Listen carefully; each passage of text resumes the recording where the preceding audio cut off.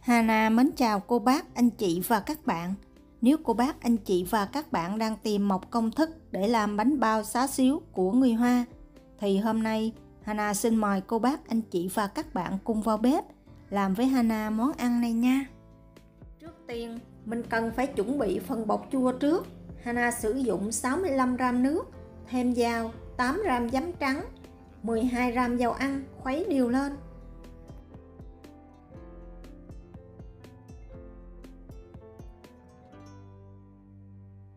Sau đó rây vào 100 g bột mì số 8.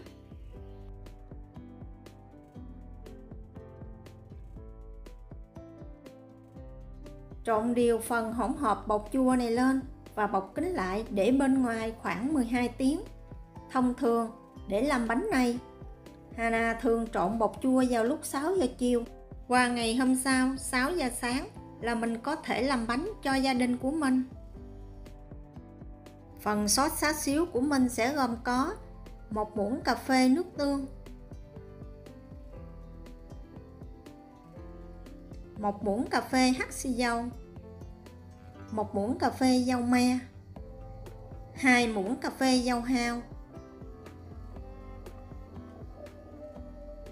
1/2 muỗng cà phê tiêu xay và 1,5 muỗng canh đường cát. Khuấy đều lên và để qua một bên. Làm nóng 1,5 muỗng canh dầu ăn. Khi dầu nóng thì mình sẽ cho vào 10 g hành lá và 10 g hành tím, phi cho tới khi hành thơm.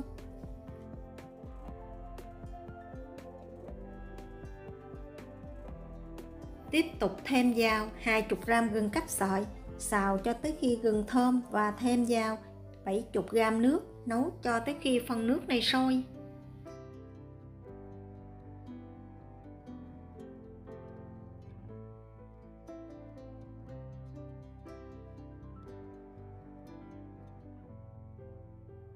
Khi nước sôi, cho hết chén gia vị lúc nãy mình đã chuẩn bị sẵn vào, trộn đều và nấu sôi trở lại.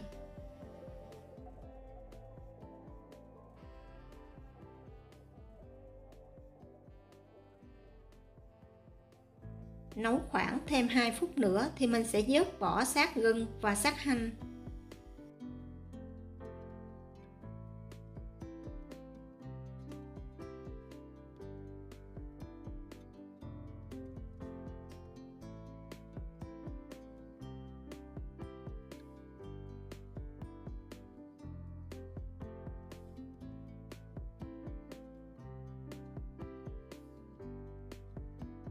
Để tạo độ sánh cho nước sốt thì mình sẽ dùng 7 g tinh bột bắp, 5 g bột năng và 2 muỗng canh nước.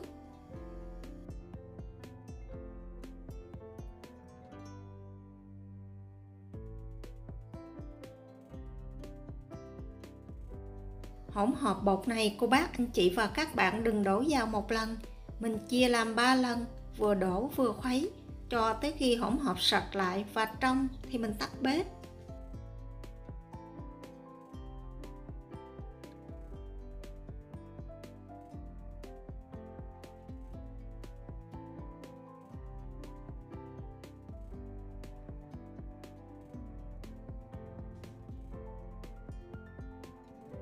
Cho vào một cái tô nhỏ 1 muỗng cà phê dầu ăn, sau đó cho phần nước sốt này vào để cho thật là nguội. Mình thêm dầu ăn như vậy thì phần nước sốt sau khi hấp sẽ bóng đẹp hơn. Khi nước sốt nguội hoàn toàn thì mình thêm vào 120 g thịt xá xíu. Mình sẽ trộn cho phần thịt và phần nước sốt thật là hòa quyện. Phần này cô bác, anh chị và các bạn có thể làm trước và để trong tủ lạnh. Hôm sau mình sẽ đi trộn phần bột. Hana sử dụng 50 g đường cát, 6 g lòng trắng trứng gà, 2 g bột khai và 1 muỗng canh nước. Khuấy đều phần hỗn hợp này cho thật là hòa quyện. Bột khai là một nguyên liệu không thể thiếu trong công thức này, giúp cho bánh nở xốp và nứt mặt. Nếu không có, bánh sẽ không ngon.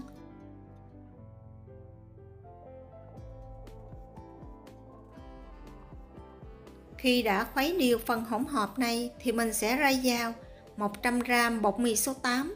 Trong công thức này bắt buộc dùng bột mì số 8, không có dùng bột mì đa dụng.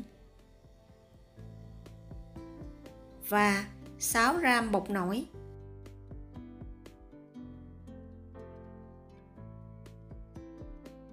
Phần bột chua hôm qua mình đã chuẩn bị, mình chỉ cần cho vào 120 gram, mình đừng cho hết.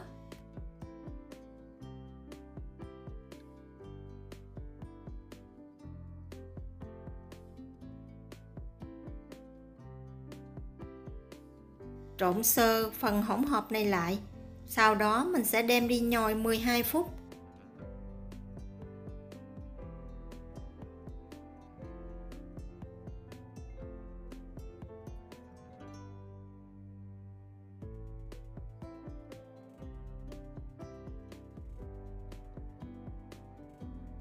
Sau 12 phút, tắt máy lấy bột ra, nhồi sơ phần bột này lại, bọc kín và để khoảng 10 phút cho bột nghỉ.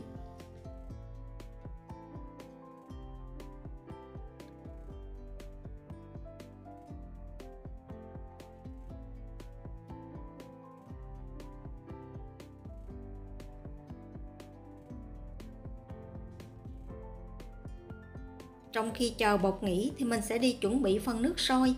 Mình sẽ chuẩn bị ít nhất là nửa xửng nước sôi, nước không được ít quá. Vì nếu nước ít quá sẽ không đủ hơi nước để bánh nước mặt. Sau 10 phút, lăn dài khối bột ra và chia làm 7 phần bằng nhau.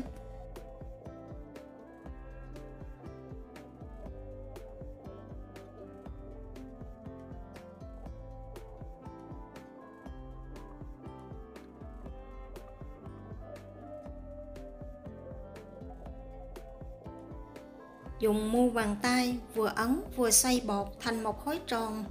Mình sẽ làm lần lượt như vậy cho tới viên bột cuối cùng và bọc kín lại, tiếp tục để thêm khoảng 10 phút.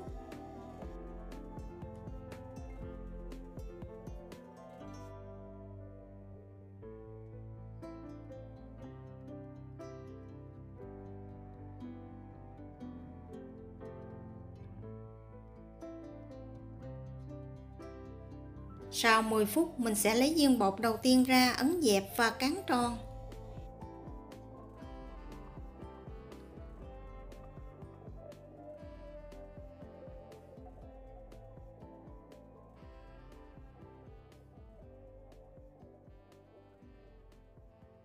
Đối với món bánh bao xá xíu này, cô bác anh chị và các bạn nhớ cán phần rìa mỏng, phần chánh giữa hơi dày một xíu, để một chút bánh nở không bị xì nhân phía đáy.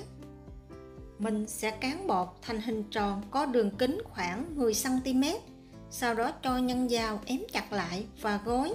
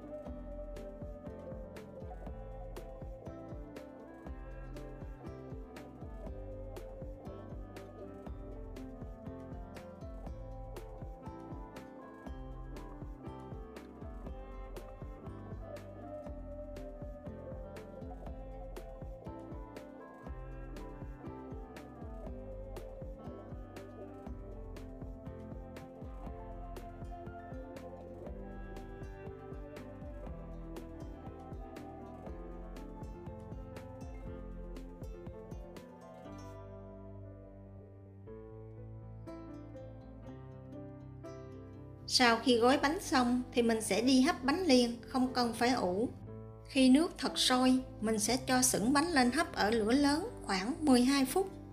Sau 12 phút thì mình tắt bếp và lấy bánh ra.